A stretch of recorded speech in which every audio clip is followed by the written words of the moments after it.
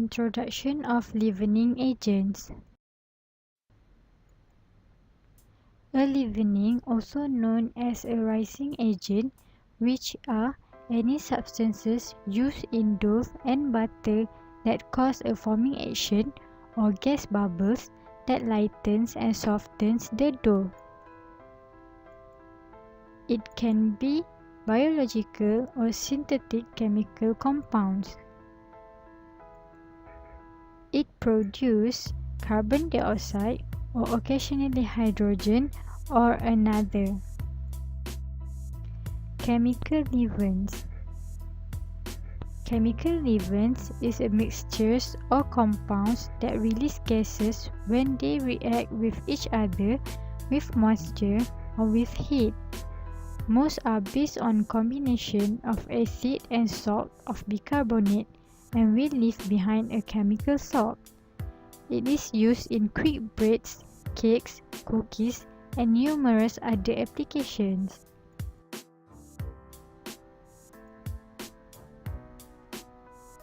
Next, let's move on to the history of chemical leavening. Chemical leavening were publicized by Amelia Simmons in her American Cookery, published in 1796, wherein she mentions the use of pearl ash as a leavening agent. Since chemical expertise is required to create a functional chemical leaven without producing off flavors from the chemical precursors involved, such substances are often mixed into pre-measured combinations for maximum results. These are generally referred to as baking powders. In 80s, sour milk and carbonates were used as chemical leavening agents. The breakthrough in chemical leavening agents occurred in 1930s with the introduction of monocalcium phosphate. Other leavening agents developed include sodium aluminum sulfate, sodium pyrophosphate, and sodium aluminum phosphate. These compounds combine with sodium bicarbonate to give carbon dioxide in a predictable manner. Assalamualaikum. My name is Nurul Aina Jahabita Jupari. Today I will talk about function of leavening agents. Firstly, it increases the volume of the product. Secondly, it improves the product by making it tender and lighter. Next, it improves the crumb color, softness of the texture, taste and smell. And lastly, it improves the digestibility of the product. The presence of leavener may be physical or biological or chemical that causes the flour mixture to rise. Leavening is increasing the area of dough by creating small bubbles of gas in them, mainly carbon dioxide produced by yeast or chemical agent, air or water vapor. It aerates the mixture and thereby lightens it. These gases must be retained in the product until the structure is set enough by coagulation of gluten, egg proteins, and gelatinization of starch to hold its shape. Water can act as a leavening agent in food preparation. When batters and dough are exposed to heat, the water present in is converted to steam. The steam expands and is responsible for the leavening effect. For bicarbonate, it produces carbon dioxide in the presence of heat and moisture. Sodium bicarbonate is the most commonly used product, but ammonium bicarbonate and potassium bicarbonate are used as well.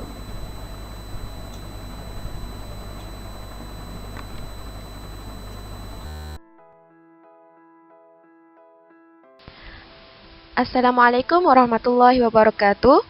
My name is Nur Fatin Fakriah binti Mat Anan. My metric number 1161447. Classification. There are three types of leavening agent. First, chemical leaveners. Second, biological leaveners.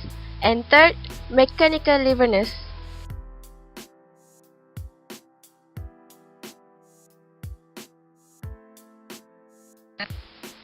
The first one is chemical leavenness.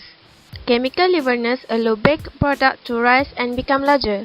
It will produce gas carbon dioxide when moistened, which creates a lighter and less dense product.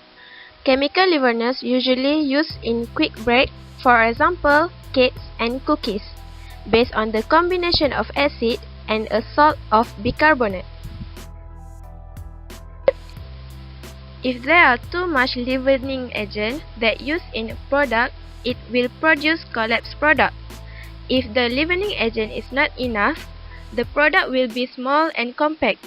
The example of quick break are baking soda and baking powder, and as an example of yeast break is yeast.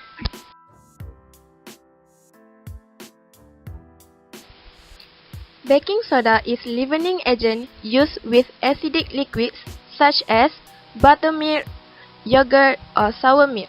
Baking powder made of baking soda and a powdered acid. Example, cream of tartar, used in recipes with no acid part because it already contains the acid. Next is biological leavenness. It was used to make baked product lighter by helping them rise, which is yeast. This leavenness is longer than chemical leavenness. It will alter the biological chemistry of the butter or dough while the yeast is at work. The example of biological leavenness is yeast leavening. It requires proofing, which allows the yeast time to reproduce and consume carbohydrate and flour.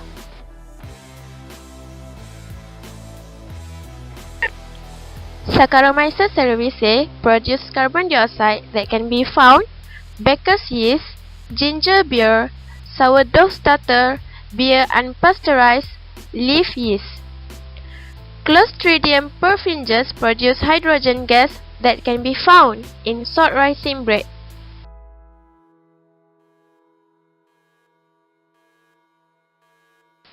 Most typically and widely used leavening agent is simple yeast. What is yeast?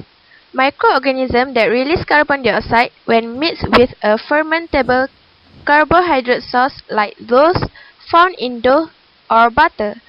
Convert sugar and starch into carbon dioxide bubbles and alcohol.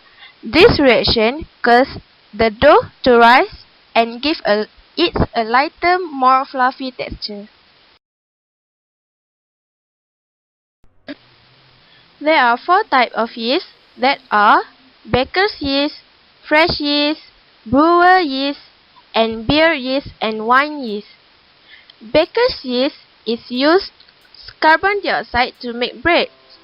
The minimum alcohol created during the process evaporates during baking. Active dry yeast is the yeast called for by most bread recipes. Fresh yeast. It comes in foil wrapped cakes. It works faster and longer than active dry yeast, but it is very perishable and loses potency a few weeks after it packed. Brewer yeast, an inactive yeast that is rich in protein and B vitamins, and it is used as a nutritional supplement. Beer yeast and wine yeast. It used to convert sugar into alcohol, and in the case of beer and champagne, bubble.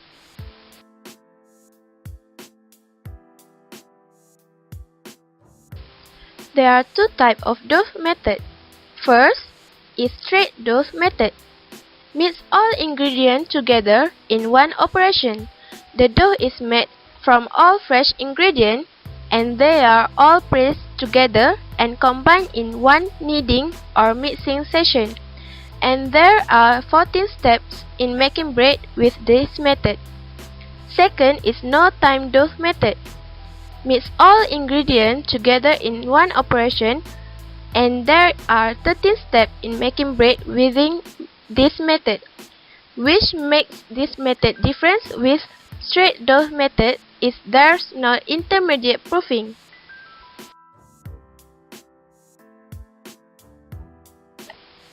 And the last one is mechanical leavenness.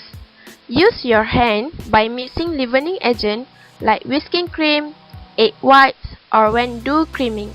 Integrate tiny air bubble into the mixture since the sugar crystal physically cut through the structure of the fat. Cream mixture, usually further leavened by a chemical leavener and is often used in cookies.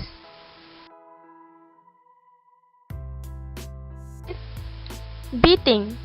Creaming is the process of beating sugar, crystal, and solid fat together in the mixer. Integrate tiny air bubble into the mixture since the sugar crystal physically cut through the structure of fat.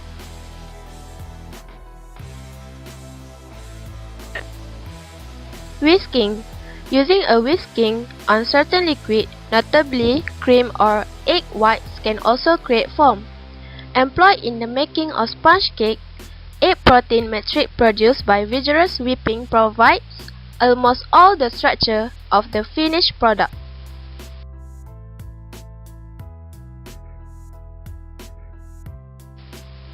That's all from me. Thank you. Assalamualaikum warahmatullahi wabarakatuh. My name is Nurena Farihan binti Muhammad Isri. My metric number is 11600370.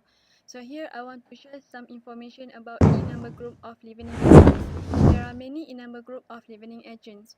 For example, E541 for sodium aluminium phosphate, then E334 for tartaric acid, E341 calcium phosphate, next E927 azodicarbonamide, lastly E500 for sodium bicarbonate. Then we go to the next slide. Additional information. Advantages and disadvantages. Advantages for leavening agents is give the soft consistency, improve the nutritional content, makes bread more digestible, baking powder lasts 6 months in the pantry, and yeast lasts at least 6 months in the fridge. Lastly, for the advantages, it creates a delightful flavor. Then we go to the disadvantages. Firstly, baking powder tastes gross. Second, takes time to develop flavors.